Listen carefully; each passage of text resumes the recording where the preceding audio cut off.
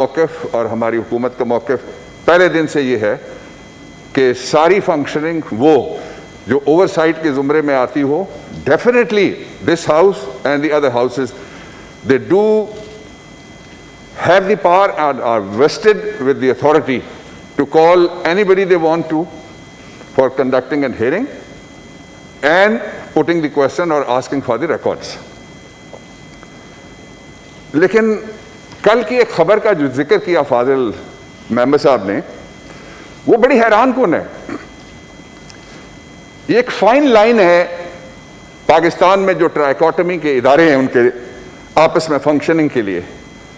مثال کے طور پہ پارلیمنٹ کوئی ججمنٹ پاس نہیں کر سکتی، ایڈجوڈیکیٹ نہیں کر سکتی. اسی طرح سے ملک کی کوئی عدالت بھی کوئی قانون بنا نہیں سکتی. وہ یہ کہے کہ یہ بڑا برا قانون ہے، اس کے نتائج ٹھیک نہیں ہیں، یہ لیجئے جناب ہم نے ایک قانون آپ کو دے دیا. نو، کی ناٹ ڈو دس. جو پبلک اکاؤنٹس کمیٹی ہے وہ by the nomenclature us constitution کے اندر لکھا ہوا ہے، جو پبلک اکاؤنٹس ہیں ان کو انٹروگیٹ کرے گی، انویسٹیگیٹ کرے گی، اور اس میں سے انوملیز ہیں، اگر مس گیونگز ہیں کسی جگہ کے اوپر، مس ریپرزنٹیشن ہے اگر کسی جگہ کے اوپر، مس مینجمنٹ ہے اگر کسی جگہ کے اوپر، تو اس سارے کو دیکھنا اور اس کو پھر آگے ایکشن میں ڈالنا، یہ پبلک اکاؤنٹس کمیٹی کی اوور سائٹ کے زمرے میں آتا ہے. میں یہاں یہ دیکھتا ہوں، یہ جو کل کی خبر ہے کہ کاز آف ڈیتھ بھی کیا کسی کا پبلک اکاؤنٹس کمیٹی ڈٹرمن کرے گی، ڈاکٹر کی بجائے ٹیکسیکالوجی، فورینزک سائنس، عدالتیں، تفتیشی ادارے سارے پیچھے رہ گئے. اس لیے یہ فائن لائن ذہن میں رکھتے ہوئے اب ہم دوسری بات کی طرف چلتے ہیں جو انہوں نے کہی. وہ یہ کہ پاکستان میں جو نیب کا قانون ہے اس کے اوپر ہمیں اپنی لیجسلیٹو پاور ایکسرسائز کرتے ہوئے کوئی ریفارم کرنا چاہیے. 2 لائنوں میں ہسٹری ہے. جب سے یہ قانون بنا ہے اس قانون میں پچھلی کسی گورنمنٹ کے دور میں امینڈمنٹ کرنے، ریفارم کرنے کی کوشش نہیں کی گئی. جو کچھ ہوتا رہا وہ قانون دینے والے گورنمنٹ نے کیا. پہلے یہ 97 میں جب آیا احتساب ایکٹ 1997، مسلم لیگ نون کی حکومت تھی. اس کے بعد جب جنرل مشرف کا الٹرا کانسٹیٹیوشنل دور آیا تو انہوں نے بھی امینڈمنٹس کی. اب یہ پچھلے جو 10 سال تھے ان میں کوئی امینڈمنٹ نہیں ہوئی سوائے ایک کے. جب عمران خان کی گورنمنٹ آئی تو پاکستان تحریک انصاف نے اپنے لا ریفارمز کے ایجنڈے کے مطابق آرڈیننس ایک جاری کیا. اس آرڈیننس کے 3 بڑے حوالے ہیں جناب چیئرمین. پہلا اس کا حوالہ یہ ہے کہ اس میں جو روٹین کی فنکشننگ ہے اور اس میں کوئی اگر لیپس آتا ہے وہ، اور جو انلیگل گینز کی صورت میں corruption, money laundering, kickbacks اور پبلک منی کو ابیوز کرنا ہے، یہ علیحدہ کر دیا گیا. دوسرا جو اس کا حوالہ ہے بڑا، وہ یہ تھا کہ اس میں یہ پروپوز کیا گیا تاکہ ملک میں ایز آف بزنس پیدا ہو. آج دیکھ رہے ہیں سارے انٹرنیشنل اداروں کے بھی آپ دیکھ لیجئے کامنٹس، اور پاکستان کے اندر بھی اکانومی کھڑی ہو گئی ہے اور چلنا شروع ہو گئی ہے، اور جو بند ملیں تھیں، بیمار صنعتیں تھیں، ان میں حرکت پیدا ہوئی ہے. تیسرا تھا functioning of the bureaucratic institutions in the country, تاکہ وہ فائن لائن جو میں نے لفظ استعمال کیا ہے، کرپشن اور کسی جگہ پہ کوئی پروسیجرل لیپس، ان دونوں کے درمیان لائن کھینچی جا سکے. میں بڑی بدقسمتی کی بات ہے، اور بات تو سچ ہے، اگلا میں نہیں مسا پڑتا، کہ وہ آرڈیننس ایک ہاؤس کی کمیٹی کو یہاں گیا، تڑپتا رہا، سسکتا رہا کہ مجھ پہ نظر کرم کرو. پاکستان میں ٹرانسپیرنسی احتساب میں لانے کے لیے، کرپشن روکنے کے لیے آئیے ایک ادارہ جاتی ریفارم ہم کرتے ہیں. وہ مر گیا وہ جس طرح زمین جنبش نہ جنبش گل محمد، اس محاورے کے مطابق مر گیا وہ آرڈیننس، لیکن اس کو کسی نے ہاتھ نہیں لگایا، فائل ایک جگہ دوسری جگہ یہاں وہاں گھومتی رہی۔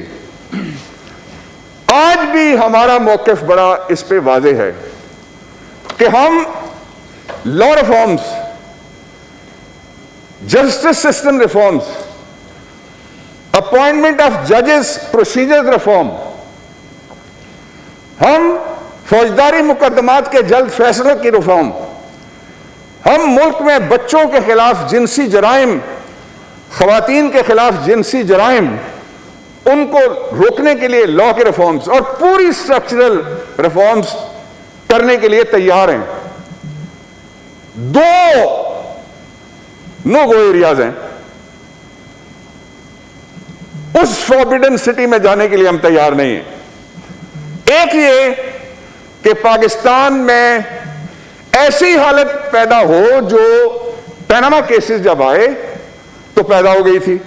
5 ادارے سپریم کورٹ آف پاکستان کے سامنے کھڑے ہیں، 5 ادارے جن میں سے 2 مانوی والا صاحب نے نام بھی لیے، وہ کہتے ہیں ہم سے کچھ نہیں ہو سکتا۔ آج اگر وہ ادارے فعال ہیں تو اس کے پیچھے یہ تھاٹ ہے کہ ان کو معلوم ہے کہ کسی جگہ کے اوپر کوئی این آر او نہیں آفر کیا جائے گا، نہیں دیا جائے گا، نہیں نیگوشیٹ کیا جائے گا۔ اور دوسرا، جو احتساب کے ادارے ہیں ان کے دروازے پہ موٹا تالا ڈال کے ایلفی لگا کے چابی کسی اور کے حوالے نہیں کی جائے گی۔ اس کے علاوہ جو بات کرنا چاہتے ہیں وہ کرنا بہت ضروری ہے۔ جو انہوں نے تیسری بات کی وہ یہ ہے کہ پاکستان میں بڑی بدقسمتی کی بات یہ ہے کہ ادارے بنے کبھی چلنے نہیں دیے گئے، کبھی مضبوط نہیں ہونے دیے گئے، اور اس کی وجہ تھی اداروں کے اندر کرونیز لگتے رہے، اور جب کوئی جائے گا، میں اس کی ایک مثال، احتساب کے ادارے کی سب سے بڑی مثال اس سلسلے میں ایک ہی دی جا سکتی ہے۔ یہ جو موجودہ سیٹ اپ ہے، chairman, prosecutor, accountability, DGs وغیرہ، یہ پچھلے جو اپوزیشن لیڈر صاحب تھے نیشنل اسمبلی کے اور جو لیڈر آف دی ہاؤس صاحب تھے، ان دونوں نے لگائے۔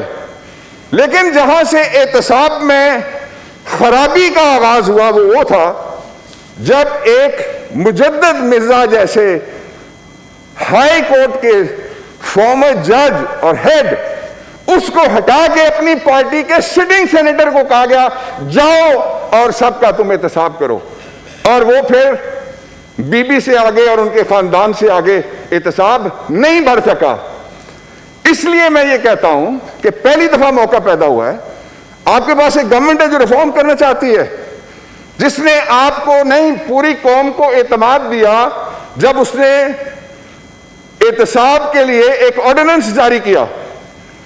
آرڈیننس کا گلا گونڈ دیا گیا، آرڈیننس کو مار دیا گیا، اس میں گورنمنٹ کا کیا قصور ہے؟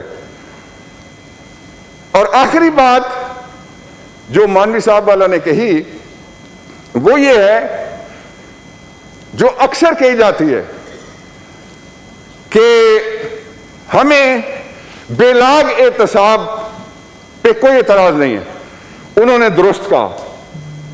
پاکستان کی تاریخ کا ایک صرف میں جناب چیئرمین 1 لائنر آپ کے سامنے تجزیہ کر دیتا ہوں، بڑا مختصر۔ تجزیہ یہ ہے کہ جناب کبھی غور کیا جائے کہ یہ کون لوگ تھے جو کہتے ہیں کہ سیاستدانوں کے خلاف احتساب ہوتا ہے، اور سب نے سیاستدانوں کے خلاف مقدمے بنائے، سب نے کالے کوٹ پہنے، سب گئے اور ہمیشہ کہتے رہے الزام آ گیا ہے، استعفیٰ دو، عدالت میں جاؤ، نیچے اترو، سامنا کرو۔ اپنی باری آتی ہے تو پھر سٹینڈرڈز ڈبل ہو جاتے ہیں۔ میرے خیال میں اگر یہ طے کر لیا جائے اس ہاؤس کے اندر کہ ہم آبجیکٹیولی پاکستان سے لوٹی ہوئی ساری رقم واپس لانا چاہتے ہیں، اگر اس بات کا فیصلہ کر لیا جائے کہ قانون سے ماورا کوئی نہیں ہے، کسی مفرور کو بھی پاکستان سے باہر نہیں رہنے دیں گے، اگر یہ فیصلہ کر لیا جائے کہ احتساب کے اداروں کو انتقام کے ادارے نہیں بننے دیں گے، اس کے لیے لیجسلیشن کس نے کرنی ہے؟ کس طرف ہم دیکھ رہے ہیں؟ کس کے انتظار میں؟ کوئی 6واں 7واں 8واں بحری بیڑا किसी मुल्क के कानून की तकदीर बदलने के लिए और उसके जरिए लोगों की तकदीर बदलने के लिए कभी नहीं आया। मैं आज भी ये बात कहता हूं हुकूमत की तरफ से कि अगर कोई रिफॉर्म्स करनी है तो उसके लिए फोरम, अगर कोई डायलॉग करना है तो उसके लिए फोरम, अगर कोई गुफ्तगू करनी है, जनाबे चेयरमैन साहब, हमने स्पीकर नेशनल असेंबली के ऑफिस में भी किया, आपके ऑफिस में भी डायलॉग किया। डायलॉग के सिर्फ दो मकासद होते हैं, आइन की मंशा के मुताबिक हाउस चले और कानून की मंशा के मुताबिक इदारे चले, उसके लिए हम तैयार हैं। लेकिन जो केसेस बन गए, जिसके खिलाफ केस बने, वो एक कार्डियोलॉजिस्ट है बड़े मशहूर, तो किसी अहम आदमी को कोई 10-15 साल पहले एक स्टेंट पड़ा तो वो घबराए हुए थे, तो उन्होंने कार्डियोलॉजिस्ट से पूछा कि अब क्या होगा, तो वो कहने लगे अल्लाह का शुक्र अदा करो घंटी बज गई है, अब मैनेजमेंट से जिंदगी गुजार सकते हो, तुम्हें कोई खतरा नहीं है। Let's do the management which is a surgery of those portions of our legislative instruments and institutions जहां पे इस्लाह की गुंजाइश है। लेकिन सबको उससे पहले नहीं, मैं कहता उसके साथ एक काम कर देना चाहिए। पाकिस्तान में अमली तौर पे अदालतों के सामने सबको सरेंडर करना चाहिए, अदालती अहकामात की तामील करनी चाहिए और अपनी बेगुनाही अदालतों में साबित करना चाहिए। मैंने मैसेज किया है जो मुशीर एहतसाब हैं, इसके ऊपर मैंने उनको कहा है कि वो यहाँ पे आए। बाकी अगर कोई जवाब तलब बात होगी तो वो, since my brother raised some objective questions जिनके जरिए से पाकिस्तान में रिफॉर्म हो सकती है, इसलिए मैंने गुफ्तगू करना मुनासिब समझी। Thank you. सेनेटर सिराजुल हक साहब। बिस्मिल्लाहिर्रहमानिर्रहीम। जनाब चेयरमैन साहब, बाबर आवान साहब ने और जनाब सलीम मांडीवाला साहब ने बात की है नैब पर, और पाकिस्तान की सियासत में और ख़ासकर ईवान के अंदर ये तमाशा पूरी कौम एक अरसे से देख रही है कि आज इस ईवान में जो गुफ्तगू, जो बयानिया और शिकायत पीपल पार्टी और मुस्लिम लीग को है,